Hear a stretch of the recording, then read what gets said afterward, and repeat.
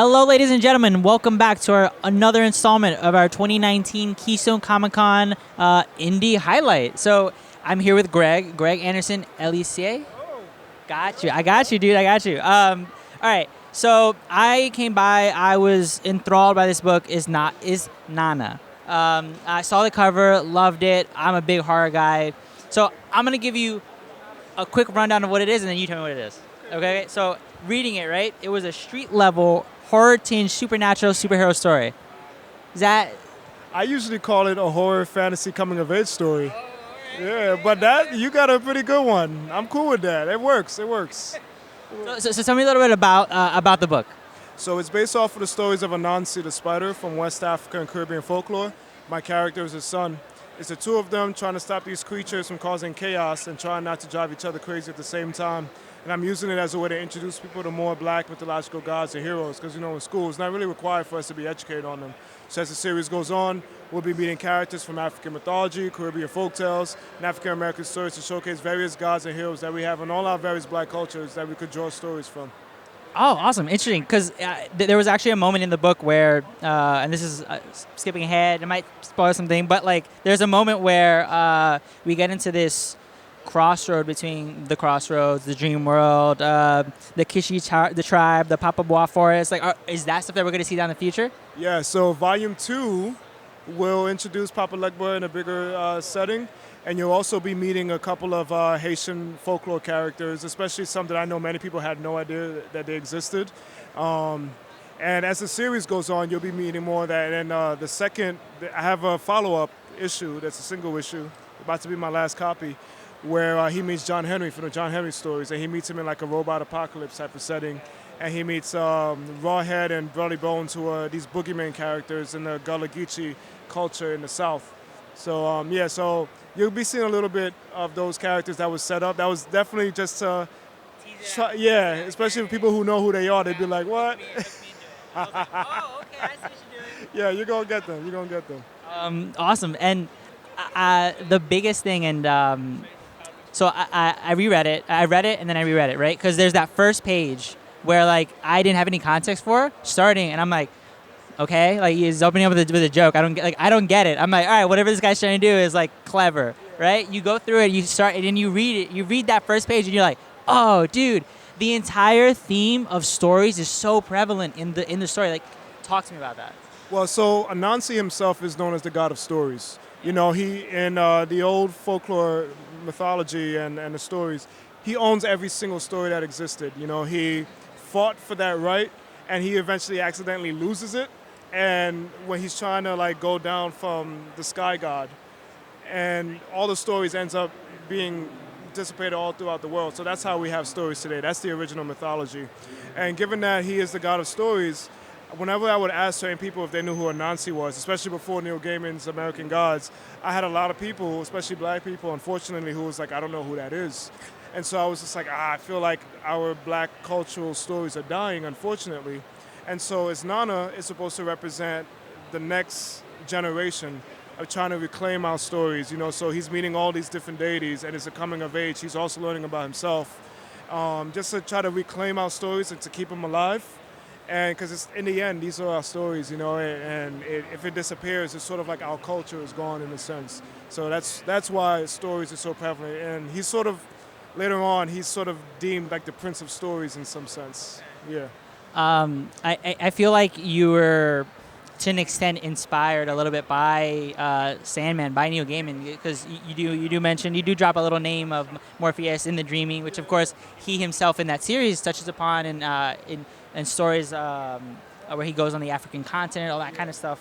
But can you talk to me about your inspirations? There's an intro piece of the book where it talks to your love of Spider-Man and Spawn, and I love hearing about that. Just tell me, what is it about those superheroes or superheroes in general that inspire you? Well, for me, I've had so much inspiration. A lot of my inspiration actually derives just from mythology itself. Especially, I was obsessed with Greek mythology growing up, to the point where I taught myself Greek mythology before school started teaching my grade level Greek mythology. So I was always the asshole raising their hands I know the answer, and spoiling everything for people. And that eventually when I got to high school, I learned about like Haitian mythology and religion, and I thought that was amazing. But of course, like everyone starts off superheroes. Like I grew up on like X-Men was like great to me, and it was the first time I saw a black superhero with Storm. And then when Bishop came, I was like, holy crap! You know, Power Rangers I was obsessed with also. Of course, Batman the animated series, I can still watch that and still have the same level of experience of enjoyment. And so, yeah, I've always, a lot of those things sort of help reinform, I guess, my love for the medium. Spawn was a huge thing for me growing up. It still sort of is, depending on, I guess, what story is happening. And it's just, I don't know, I love comics. I love comics, I love superheroes. A lot of my work may not be like superhero-ish. Like, I mean, Nana is the closest thing to a superhero I have for my writing. But I think that's just like a natural based off of like the action-adventure, you know, genre. And I want to go all out with it, I guess. That's awesome. So before this interview, we actually came out of the Back to Black conversation. Yeah, I flipped that page. You saw that. I flipped that. I got a whole page of notes for him and then a whole page of notes from the panel. But I wanted to talk to you because it was such a poignant conversation, and I really wanted to hear your opinion on some of what was being discussed. And something that they had talked about at the panel was how there's not an incentive in black creators or black creator work, or for that matter, you know, other people of color, Hispanics, Asians, who, like, whatever it is. What does it take for people other comics fans to come in and support the work? Like, what does that take? It's a hard, but it's big. I'm sorry. Yeah, it's not even that it's a hard question. It's just, it's a loaded. There's like so much to it. Unfortunately, there's a lot of people that if they're not used to something, they're not going to want to support it. They're not, I don't want to say conditioned, but essentially it is conditioned. If a majority of people are going to see Black Panther versus Isnana, majority of people are going to go for Black Panther. So because of the media that's behind it, and also it's just more well known. Sure. And with us, especially with a lot of the indie creators, we need support, and unfortunately a lot of people just pass by us because we're not mainstream. And it's the nature of the beast, unfortunately, but it all starts from needing that support from the audience. You know, if it, just taking a chance. And it's something, I wanted to mention this at the panel, but I was like, nah, I don't want to come off as like a hater of some sort. But like there's, for example, certain like Facebook groups, right? I can share Isnana stuff all the time, and a lot of people hardly pay attention to it. It doesn't matter if I've won awards.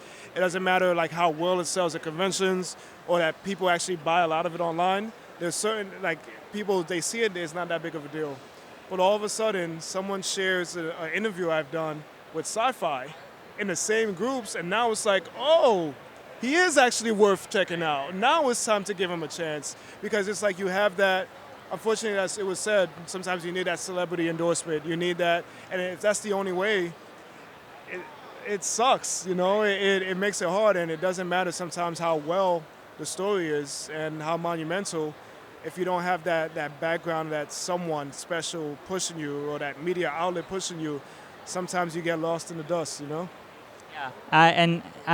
Again, we've been doing this for the show, this indie highlight, and a lot of people have been stating, you know, you need the support not only from the fans, but like from the businesses as well, right? As much retailers, they're as important as the fans are to buying it, as is the publishers who are actually producing these books. And one question that I didn't actually get to ask at the panel, it was brought up. I think Darryl brought it up. He mentioned that, you know, these companies have to bring Black folk, they have to bring Hispanic folk, they have to bring Asian folk into the fold. My question there was, does that entail, and I'm interested to hear your opinion, does this entail bringing in the creators or bringing in the work? What is more valuable? Bringing in these established characters, let's say Isnana, bringing that into Marvel, right? Like where's the value? Is it in the creator, or is it in that IP at this point? Bring in the creators, because I will never sell Isnana to Marvel, honestly.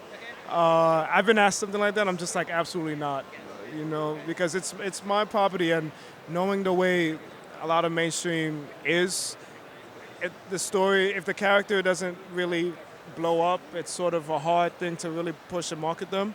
And even though, yeah, it might help with the IP, but it's like, I want to own my property. I don't want another company owning it, and I get pushed out, because I've signed my license away to my baby away to these big media, and they could decide, I don't want to do anything with this character anymore. Sorry. But the thing is, there's a lot of content coming from people of color in the indie world, and unfortunately, we're not being looked at. And usually, for Marvel and DC, for some odd reason, when it comes to their hiring practices, they keep hiring. When they do hire some writers of color, it tends to be if they've already accomplished something, like say in the novel world, or like they're celebrities, and it's sort of like, okay, because they've accomplished this, it took them to win these prestigious book awards in order to be recognized. It took them to be a popular director, to be a comic writer, and yet the non-colored writers, they could just be hustling and writing comic books, and they know the right person, they network, and all of a sudden that's their in. But it's very hard for a black writer for some reason. It goes back to that saying, the whole work twice as hard thing when you're a person of color, because it's true. How often can you find a writer of color? And there's a few of them, not many. But how many of them could you literally ask, did you start off writing comics? What were your comics before you got picked up by Marvel and DC? Versus the number of them who started off because they were acclaimed novelists. And I feel like that work extends so much more farther back for that creator, for that person of color who is that creator, right? Exactly what you're just saying. That is all the time that we have. This has been a super fun conversation. Greg, thank you again. Guys, please pick up Nana. Oh my God, wait, before you go, wait. You have another book. Hold on. You have another book. Please, plugs, all the plugs. Tell me what you got coming down the pipeline. A Kickstarter you got too. Oh my God, wait, hold on. We'll go all through them. So I have Is Nana the Weird Spider. We talked a lot about that. We are currently doing a Kickstarter. It's me and a whole bunch of other creators led by Caleb Palmquist, who does a series called A Small Favor. And he's doing a mythology called Modern Mythology, which gets a lot of comic creators who were doing modern interpretations of mythology from all over the world. And the most recent Is Nana story will be in this. It will be sort of exclusive. You won't get it anywhere else. So you definitely want to jump on that. If you haven't read Is Nana before, we also have a tier where you can literally pledge for all the Is Nana stories. Yeah, so you'll be able to get that. I also have my first work for hire book, The Gentleman. I don't own this character. A lot of people think I do, especially because I guess how much they enjoyed the book. So it was like, this guy has to have owned it. I didn't create the character. But the story is very me. There's a lot of myself in this. It's about a private detective whose heart is like a lock to an ancient evil. And she's a femme fatale who comes into his life who may hold the key to his heart. And it's a lot of, I usually call it a Lovecraftian story, but without his racism or homophobia. And it's a bit of my fuck you to Lovecraft at the same time, because the character is black and he's bisexual. He's a bigot, hey! So, and Marasa is my most recent series, which is a space opera series. It's about these twin siblings who find a map to their parents' hidden treasure.